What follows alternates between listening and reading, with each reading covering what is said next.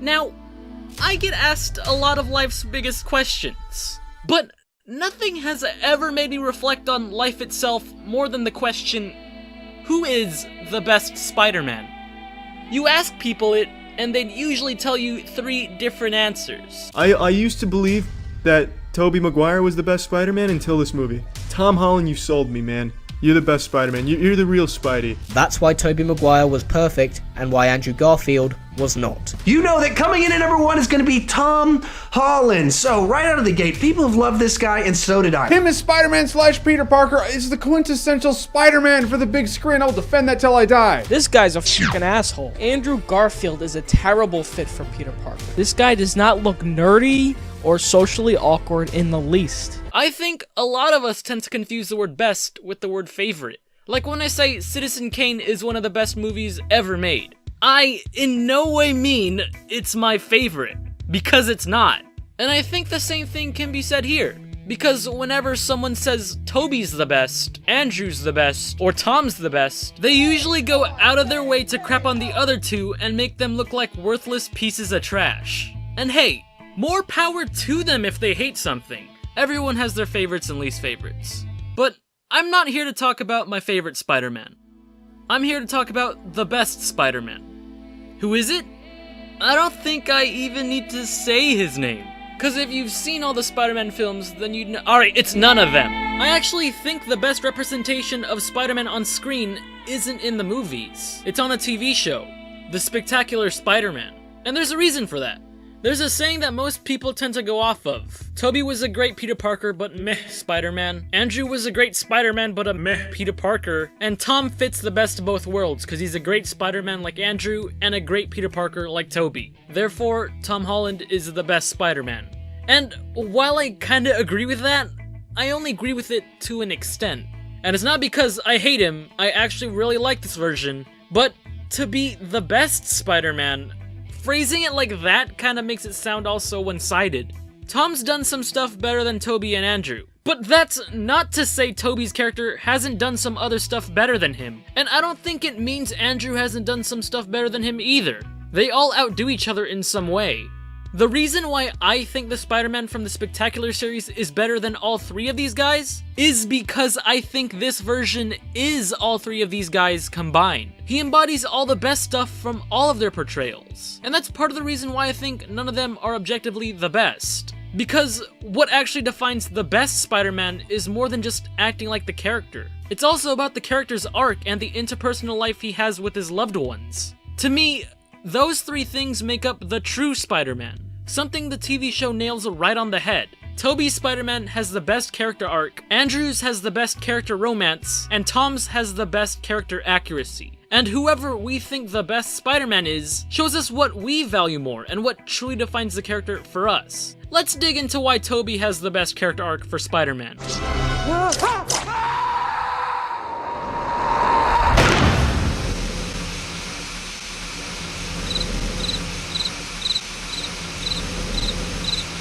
I don't think this one's all particularly a praise towards Tobey himself, but more so the films he was in too, the storyline, the way it was written, everything. He had a clear beginning, middle, and end. Something I can't really say the same for the person that came right after him. Now Garfield gets a lot of flack from everyone. Out of these 3, he's basically the middle child here. He gets more shade than Tobey and Tom haters throw at the other 2 combined. I asked you guys on Twitter and Instagram, and yes, he was utterly destroyed in both the poll and the comments. And hey, I thought he did great for what he was given.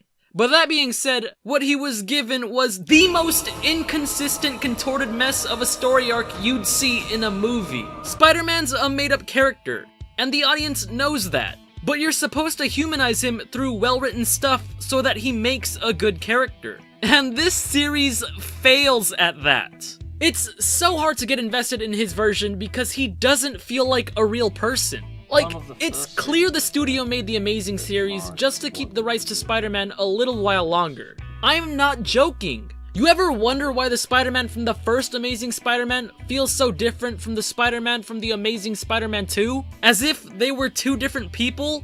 It's because they basically are. I appreciated the change in personality they were trying to go for. They made him jokey and kinda funny in some parts, but he never overdid it to the point where he let people die because of it. But in the next one, he actually does! Hey, my name is Spider-Man. You can call me Webhead, you can call me Amazing, just don't call me late for dinner, you get it? You having a problem with your gun? Let me help you out with that. Wow, what a true hero. Not to mention that in the first film, everything felt so grounded and mysterious. The atmosphere was so dark, like The Dark Knight, and that setting and tone kind of bled into Andrew's Spider-Man, which is fine. Just keep it consistent through the series. But they didn't do that. Sony realized the Dark Knight hype was over, so they leeched off the Avengers with a bright and hopeful environment. And then that bled into Andrew's Spider-Man. It just doesn't work. There's no progression or anything. Just one movie later, he has a different costume and his attitude's different. What? And for all of that, there is no story arc. It's just a bunch of ideas and concepts duct taped together. By the end of The Amazing Spider-Man 2, you can tell that his story did have some closure. But the issue is that the entire rest of the movie is beyond rushed. It feels like 420 movies jam-packed into one. You got the hilariously underdeveloped friendship of Harry and Peter. You got the on-again, off-again thing with Gwen Stacy. You got the Rhino coming out of nowhere. You got the Rhino coming out again. You got the Harry Osborn is dying from You the got disease. the Electro You got the love that Sinister Wilder Six died build from up. You got Octopus the dying Octavius. now. You got the Second parents. one. And the whole thing just ends up crashing into one another. It's such a mess that I don't think you can actually compare the writing in this to the Raimi movies with a straight face. But Tom Holland, man, he kills it in the role. His Spider-Man arc is this coming-of-age story. One of a kid trying to do something better for the world even when he doesn't have to. There are bigger, stronger heroes out there, yet he chooses to help anyways. That is Spider-Man. But something always felt off for me. For the longest time, I couldn't tell what it was. He was different from the other two, both in good and bad ways. We saw the side of Spider-Man that the other movies just completely glossed over. And we still got all the lovable sides of both Peter and Spider-Man.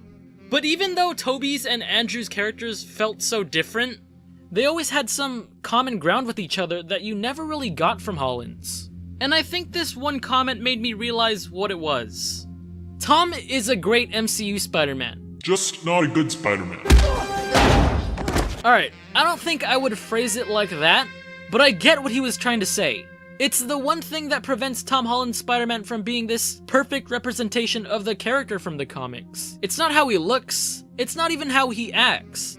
It's his motivation. Now before I say anything else, I do not hate Tom Holland's Spider-Man. There's this thing on the internet where if you criticize something, then that means you hate it, which sounds like something a 6-year-old would say, but that's the world we live in. When we're introduced to Peter, we basically get the gist of why he's doing this. Because if you don't stop the bad things from happening when you can, then they happen because of you. Which is basically, with great powers comes great responsibility rewarded. And I was totally on board with that. We just assumed that that came from Uncle Ben because we all know who Spider-Man is by now. His uncle gets oofed because of him, and that encourages him to become Spider-Man.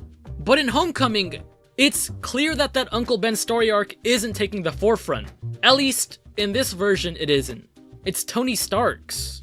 Now listen, I don't hate this storyline. I think it actually works really well in this universe. It's made specifically for the MCU and it works. But that's the thing though. It's a great MCU Spider-Man story. It's just not the Spider-Man story. When you compare the two side by side, the Tony Stark arc just isn't nearly as strong as the Uncle Ben one. Now I'm not saying Uncle Ben is non-existent in the MCU. I'm not saying that you can't have multiple things or people motivate you. And I'm not saying that Marvel is trying to replace Uncle Ben with Tony Stark. That's not what I'm saying at all. It's pretty much implied from that line in Civil War that he was around and he already passed. It's suggested that Peter already learned from Ben and that's why he's trying to do good. It's just that that journey is what makes him who he is. By skimming over the whole thing and only acknowledging him through one little line, it pushes that important life lesson in the background. The very, very far background. As if this version already got over it. That may not be what they were going for, that may not be the writer's intention, but that's just how it feels for a lot of people. And I think that's the biggest issue for some of them. Peter, from the original source material, never got over it. The night Uncle Ben died was a game changer in Peter Parker's life. It was not something that just happened. It was a groundbreaking, life-changing event that wasn't just in the movies, but in the comics. He relives that moment time and time again because it was that much of an impact. That's what kept him going even when he didn't want to be a hero anymore. It's what made Spider-Man, Spider-Man. Like, that part where he's under the rubble, that was clearly meant to be the voice of what kept him going. And it should have been Uncle Ben. But that wouldn't have worked for this version. It would work for Tobey's Spider-Man, it might even work for Andrew's Spider-Man, but it doesn't work for this one, because Uncle Ben isn't well established in this world. So it's Tony Stark. Some people might argue that they couldn't redo another Uncle Ben, or else there would have been an outcry of being unoriginal and rehashing the same story over and over again. And yes, I 100% agree to that. But that's exactly the problem. They shouldn't have made him so young in the first place. It would have totally worked if he was much older. Peter wouldn't necessarily get over it, and he wouldn't beat himself over it 24/7 either. The issue in these movies is that Ben got glocked just a few months before Civil War and Homecoming. If anything, this is the point in his life where he thinks about Ben the most. They shouldn't be trying so hard to avoid saying his name directly. If they knew from the get-go that they didn't want to retell the Uncle Ben story, then they should have made him older. That's part of the reason why when someone says Spider-Man, the first thing I think of is not Tom Holland. It's the PS1 Spider-Man, which is based on nostalgia, so that's a story for another time. I'm already at full health. I'm already at full health. Health. But also because there's this huge gaping void inside of him that should be there. There's a good amount of him that feels kinda hollow. Spider-Man as a character doesn't feel complete without it. Like if someone asked you why Spider-Man does what he does, as great as that line was from Spider-Man Homecoming, if you're nothing without this suit, then you shouldn't have it. You'd most likely say, with great power comes great responsibility. And that's not because you're a Tobey fan, but because that is the definitive, iconic Spider-Man story. In the MCU, it's a kid trying to prove he doesn't need Iron Man by his side. He's proving he's his own hero. In the original trilogy, it's a man living with his past scars, trying to make up for the one mistake he knows he can't take back. They're two very different Spider-Men from two very different stages in life. Iron Man is great, but pitting this story arc against the Uncle Ben one, I don't even think it's a contest. We're the ones who fill in the blanks based on what we've seen in the past, when we should honestly be judging movies based on their own merits. Like, if you pretend as if the original trilogy and the Amazing Spider-Man movies never came out, and Homecoming was the first Spider-Man movie we saw in the past 20 years, I think this whole Uncle Ben debate would be way worse than it is now. Mentioning it only partially in Homecoming worked because mentioning it as a whole worked in the original movie. As cheesy and dated the movies were, Tobey's arc had Ben remain a significant role throughout the entire series. When he first became Spider-Man, it was his failure to save him that made him wear the mask. When he was ready to give up saving the world, it was his failure to save him that kept him from ditching the suit. When he was so ready to never let go of what Sandman did to him, it was his failure to save him that allowed him to not just forgive Flint for what he did, but forgive himself for letting him die. I think even with all the hiccups and meme-worthy stuff from Spider-Man 3, even though they planned on making a Spider-Man 4, it actually truly feels like the ending to his story. This is the definitive Spider-Man story everyone knows and loves. And I don't think you can easily beat that story, even if you have the Avengers to back you up. But now, let's give the underdog of the three some praise. For all the crap the Amazing Spider-Man series gets, it does one thing right, and that's the romance. Even though MJ and Peter had more build-up and great chemistry in the original trilogy, there was something really special about Andrew and Emma.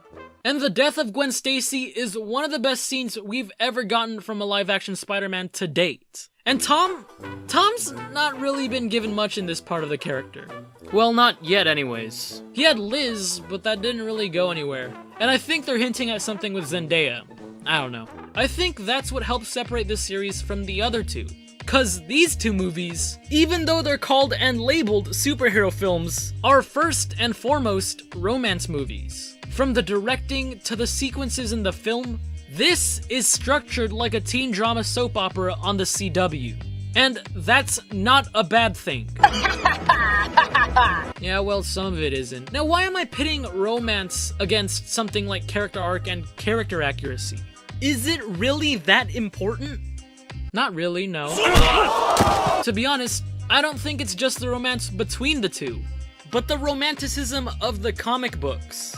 After the original trilogy, the studio got demolished by Spider-Man fans. There were complaints of him not being quippy enough, giving him superpowers he never originally had, and hey, they took it to heart. This was their first attempt to embrace much more of the source material. Sony was pretty adamant of giving people fan service through the Amazing Spider-Man series. They added web shooters, they injected more jokes into him, they told the story about, well, they tried telling the story about his parents. Like, you go back to the old marketing stuff, and they were really milking that tagline.